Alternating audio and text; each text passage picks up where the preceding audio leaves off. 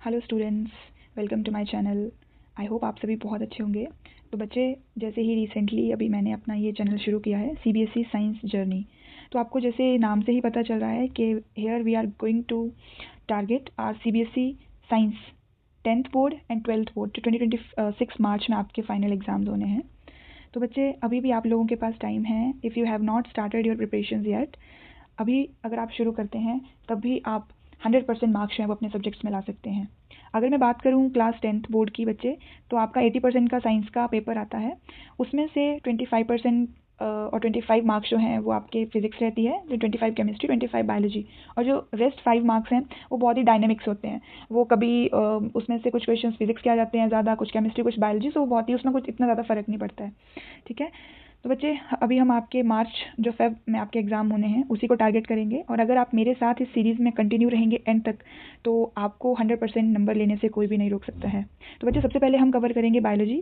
जैसे कि आपको पता है कि bio is one of the easiest subject among physics, chemistry और बायोलॉजी, राइट। तो हम सबसे पहले बायो को ही टारगेट करेंगे, और आपको पास होने के लिए 25 मार्क्स चाहिए। ठीक है। तो अगर आप 20 मार्क्स भी बायो में ले आते हैं, और अगर 5 और 10 मार्क्स अगर आप फिजिक्स केमिस्ट्री में भी ले आते हैं, तो आप इजीली पास जो है वो हो सकते हैं। ठीक है बच्चे। ठीक है, तो हम आज का टॉपिक शुरू करते हैं।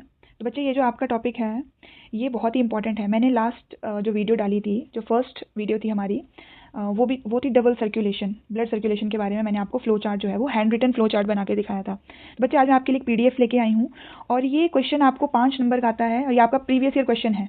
ठीक है, CBSE का प्रीवियस ईयर क्वेश्चन है, और ये क्वेश्चन ऐसे आता है: what is double circulation, explain it with the help of flow chart and also right its importance. तो आज ये आपका 5 नंबर का क्वेश्चन जो है वो बिल्कुल कवर होने वाला है। आपने इसमें से एक भी चीज़ जो है वो मिस आउट नहीं करनी है। एंड जस्ट मेक श्योर कि जो भी मैं पढ़ा रही हूँ उसके आप बिल्कुल शॉर्ट नोट बनाइए, बिकॉज ये ऑलरेडी नोट्स हैं। ठीक है। तो अगर आप ये क्वेश्चन भी मेरे साथ इस सीरीज़ को पूरा कंप्लीट करते हैं एंड तक, तो आपके बहुत अच्छे मार्क्स जो हैं वो आ सकते हैं। ठीक है बच्चे, तो आज हम शुरू करते हैं। ठीक है जी। नेक्स्ट है हमारा, सबसे पहले हम करेंगे what is double circulation, right. तो जैसे ही आपका मैंने यहाँ पे क्वेश्चन लिखा है, जो आपका प्रीवियस ईयर क्वेश्चन है, what is double circulation, explain it with the help of flow chart, right its advantages. तो सबसे पहले हम देखेंगे डबल सर्कुलेशन क्या होता है। तो बच्चे, जो डबल सर्कुलेशन है उसकी बहुत ही सिंपल डेफिनेशन मैं आपके लिए लेके आई हूँ। Double circulation means that in humans the blood passes through the heart twice in one complete cycle, first from the heart to lungs to get the oxygen, and then from heart to the rest of the body to supply oxygen. तो बच्चे, जैसे ही अगर आपने मेरी previous video देखी होगी, मैंने आपको वहाँ पे भी बताया था कि एक बार जो हमारा एक्सचेंज ऑफ गैसेज है वो हमारा ब्लड और लंग्स के बीच में होता है, और जो दूसरा एक्सचेंज है वो हमारे ब्लड और बॉडी सेल्स के बीच में होता है। ठीक है। तो बच्चे, ये बहुत ही सिंपल एक सरल जो है डेफिनेशन है, और आपको ऐसी डेफिनेशन जो है वो सेम आएगी पेपर में, and you have to write in the same way. Okay. So ये हमारी डबल सर्कुलेशन की डेफिनेशन है। नेक्स्ट है आपका बच्चे फ्लो चार्ट। अभी यही फ्लो चार्ट मैं आपको पिछली वीडियो में समझा चुकी हूँ, लेकिन मैं यहाँ पे आपको एक और बहुत अच्छे और शानदार तरीके का एक फ्लो चार्ट लेके आई हूँ बच्चे।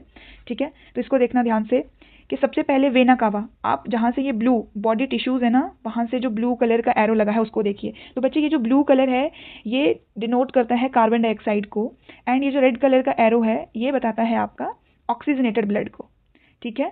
तो ये जो ब्लू कलर का ब्लड है, ये ब्लू कलर का एरो है, मीन्स ये ऐसा ब्लड है जिसमें कार्बन डाइऑक्साइड मिक्स है, एंड रेड वाले एरो में ये ऐसा ब्लड है जिसमें ऑक्सीजन मिक्स है। तो सबसे पहले आप बॉडी टिश्यू से शुरू करते हैं, क्योंकि हमारी बॉडी में जो बॉडी सेल्स और टिश्यूज अल्टीमेटली वही क्या करते हैं, ऑक्सीजन की उनको नीड होती है एनर्जी के लिए, हमारे फूड की ब्रेकडाउन के लिए, to produce energy.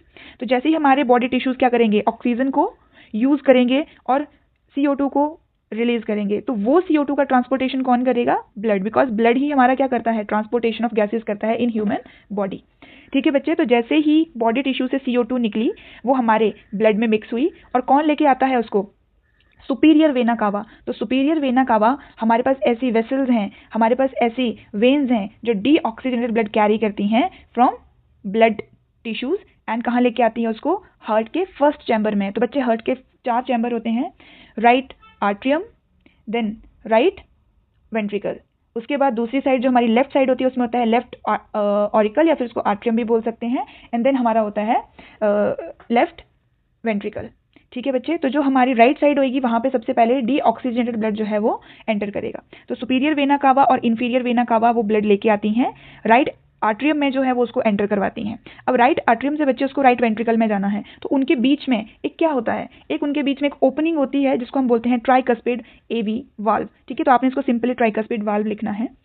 After coming into the right ventricle, बच्चे इस डीऑक्सीजनेटेड ब्लड या CO2 वाले ब्लड को कहाँ जाना है, लंग्स में, क्योंकि वहीं से क्या होगा, ऑक्सीजन हम अंदर लेते हैं, इनहेल करते हैं तो वो लंग्स में आती है। ठीक है, और हम जो CO2 छोड़ेंगे, जो हम रिलीज करेंगे, वो भी हम लंग्स के थ्रू ही जो है वो एक्सेल करेंगे। तो अब इस सारे CO2 वाले ब्लड को जाना है बच्चे लंग्स में। तो अब यहाँ पे एक ना हमारे पास पल्मोनरी आर्टरी होती है, वो इस डीऑक्सीजनेटेड ब्लड को कैरी करके कहाँ लेके जाती है, लंग्स में। अब लंग्स में एक्चुअल एक्सचेंज ऑफ गैसेज होता है, जो हमने ऑक्सीजन ली है वो ब्लड में आएगी, और जो ब्लड ने CO2 कैरी करी है बच्चे, वो लंग्स को वो दे देगा एंड लंग्स उसको एक्सेल कर देगा। ठीक है जी, now our blood has become oxygenated blood, इसलिए इसको हमने रेड एरो से शो किया है। अब जो लंग से O2 वाला ऑक्सीजन वाला ब्लड आएगा बच्चे हार्ट में, तो उसको भी तो कोई ना कोई वेन, आर्टरी या वेसल जो है, या एक आप सिंपल भाषा में समझो पाइप जो है वो कैरी करके लाएगी, तो बच्चे उसका नाम होता है पल्मोनरी वेन। ठीक है, सो पल्मोनरी वेन लंग्स से आएगी एंड तुम्हारे जो थर्ड चैम्बर ऑफ हार्ट है उसमें ओपन करेगी, दैट इज लेफ्ट आर्ट्रियम, और बच्चे इसको ऑरिकल भी बोल सकते हैं। अब वहां से इसको नीचे लेफ्ट वेंट्रिकल में जाना है, तो लेफ्ट वेंट्रिकल और लेफ्ट आर्ट्रियम के बीच में बच्चे एक ओपनिंग होती है, बाइकस्पिड वाल्व। ठीक है, इसके थ्रू ये लेफ्ट वेंट्रिकल में एंटर करेगा एंड बच्चे अब लेफ्ट वेंट्रिकल से क्या करना है, हार्ट जो है वो उसको जोर से पंप करेगा, ताकि अब उसको वापस उसको कहाँ पहुंचाना है, जो भी बॉडी के सेल हैं, टिश्यूज हैं, ऑर्गन है, वहां तक पहुंचाना है। तो बच्चे लेफ्ट वेंट्रिकल जो है उससे भी एक सबसे बड़ी पाइप निकलेगी, it is the largest artery of human heart known as aorta. अब ये अरोटा उस सारे ऑक्सीजनेटेड ब्लड को कैरी करेगी एंड जैसे ही हमारा हार्ट पंप करेगा, इसके थ्रू जो बच्चे ये जो हमारी अरोटा होती है, ये हमारी सबसे बड़ी आर्टरी है, और ये आर्टरी आगे जाके छोटी छोटी ब्लड वेसल्स में एंड ब्लड कैपिलरीज में जो है वो डिवाइड कर जाती है, और वही ब्लड वेसल जो है वो छोटी छोटी जाके कहाँ पहुंचती हैं, हमारे हर सेल तक पहुंचती हैं, हमारे हर टिश्यू तक पहुंचती हैं। अब बच्चे जैसे ही ये हर टिश्यू तक पहुंचेगी, अब वहां पे भी एक एक्सचेंज होएगा जो हमने स्टार्ट किया था, जहां से क्या एक्सचेंज होगा, यहाँ पे जो ब्लड ऑक्सीजन लेके गया है वो उसको ऑक्सीजन दे देगा एंड सेल से CO2 ले लेगा, एंड यही साइकिल जो है वो सुपीरियर वेना कावा से लेके वापस रिपीट हो जाएगी। अब बच्चे यहाँ पे एक बात ध्यान रखना, कई बार ये क्वेश्चन आता है कि जो हार्ट के वेंट्रिकल्स होते हैं वो उनका साइज भी ऑरिकल के मुताबिक थोड़ा बड़ा होता है एंड उनकी जो वॉल्स होती हैं वो थिक होती हैं, ऐसा क्यों? तो बच्चे देखो, जैसे ही आपने वेंट्रिकल जो है वो दोनों वेंट्रिकल को अगर आप ध्यान से देखोगे, तो जो राइट वाला वेंट्रिकल है उसको ब्लड कहाँ पंप करना है, लंग्स तक, तो मतलब उसके पास ज़्यादा प्रेशर होना चाहिए, उसके पास ज़्यादा ताकत होनी चाहिए, और वो कब होगी, जब उसकी ब्लड जो उसकी जो वॉल्स हैं वो क्या होंगी, स्ट्रॉन्गर होंगी, थिक होंगी।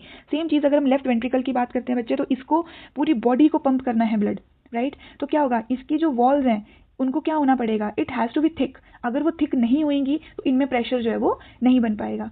ठीक है बच्चे, तो आपने ये ध्यान रखना है। तो ये हमारा होता है जो फ्लो चार्ट, तो बच्चे आपने बिल्कुल एग्जैक्ट ऐसे ही बनाना है, बहुत ही सिंपल ये फ्लो चार्ट है बच्चे, और ये 5 नंबर का क्वेश्चन आता है, there is no chance to miss it out, तो आपको बिल्कुल भी मिस नहीं करना है। ठीक है, now come to next chart. मैंने आपको एक और चार्ट दिया है कि अगर आपको वैसे नहीं समझ आ रहा तो बहुत इजी वे से आप ऐसे समझ सकते हो। ये देखो, superior vena cava and inferior vena cava आती है सबसे पहले राइट आर्ट्रियम में ब्लड को, कौन सा ब्लड बच्चे, CO2 ब्लड। ठीक है, उसके बाद ट्राइकस्पिड वाल्व जो है वो एक ओपनिंग है, उसके थ्रू राइट वेंट्रिकल में हमारा ब्लड जो है वो जाता है।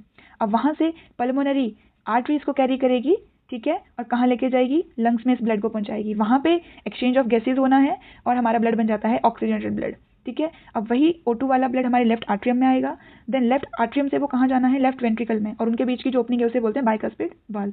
अब लेफ्ट वेंट्रिकल से हमारी एक सबसे बड़ी लार्जेस्ट आर्टरी निकलती है which is known as aorta, और ये अरोटा क्या करती है, जो भी rest of the body parts हैं, मीन्स हमारे बॉडी टिश्यूज, बॉडी ऑर्गन्स हैं, वहां तक जो है वो ऑक्सीजन वाले ब्लड को पहुंचाती है ताकि हमारी बॉडी को ऑक्सीजन जो है वो मिल सके। तो बच्चे ये है हमारा circulation of blood through the heart. तो आपको ये फ्लो चार्ट बिल्कुल एज इट इज़ टिप्स पे याद करना है। हम बीच बीच में मैं आपके लिए कुछ रिवीजन वीडियोस भी लेके आऊँगी ताकि आप लोग जो है अच्छे से इसको रिवाइज कर लो, लेकिन जो मैं भी करवा रही हूँ आपको ये एज इट इज़ याद कर लेना है। ठीक है बच्चे, अभी आपके पास टाइम नहीं है, जो भी टाइम मिल रहा है उसको बहुत अच्छे से यूटिलाइज करिए। Now come to its significance. तो बच्चे अभी हमारा जो क्वेश्चन है वो 5 नंबर का नहीं हुआ है, कि आपने पीछे देखा होगा क्वेश्चन में लिखा था कि also talk about its importance, या सिग्निफिकेंस भी आपको आ सकता है या फिर एडवांटेजेस भी पूछ सकते हैं, तो इसका मतलब एक ही है। तो बच्चे क्या इंपॉर्टेंस है आपकी डबल सर्कुलेशन की, तो सबसे पहला पॉइंट आपको लिखना है, it keeps pure and impure blood separate. Pure blood कौन सा है हमारा, ऑक्सीजनेटेड वाला ब्लड, एंड इम्प्योर कौन सा है, CO2 वाला ब्लड हमारा। तो बच्चे ये जो हमारा डबल सर्कुलेशन क्या करता है, इन दोनों ब्लड की जो इंटरमिक्सिंग है उसको प्रिवेंट करता है, उन दोनों को बिल्कुल अलग अलग रखता है ताकि वो दोनों मिक्स ना होएं। अगर वो मिक्स हो जाएंगे तो क्या हो सकता है, हमारी बॉडी में पॉइजन बन सकता है, हमारी बॉडी में CO2 का अमाउंट ज़्यादा हो सकता है। ठीक है, तो पहली इंपॉर्टेंस इसकी ये है। नेक्स्ट इसकी इंपॉर्टेंस है supplies enough oxygen to the body. बच्चे डबल सर्कुलेशन से क्या होता है, हमारी बॉडी, ह्यूमन की बॉडी को क्या है, ऑक्सीजन ज़्यादा चाहिए होती है। तो ये क्या करता है, ये वाला सिस्टम इंश्योर करता है कि हमारी बॉडी को सफिशिएंट अमाउंट ऑफ ऑक्सीजन जो है वो मिल पाए।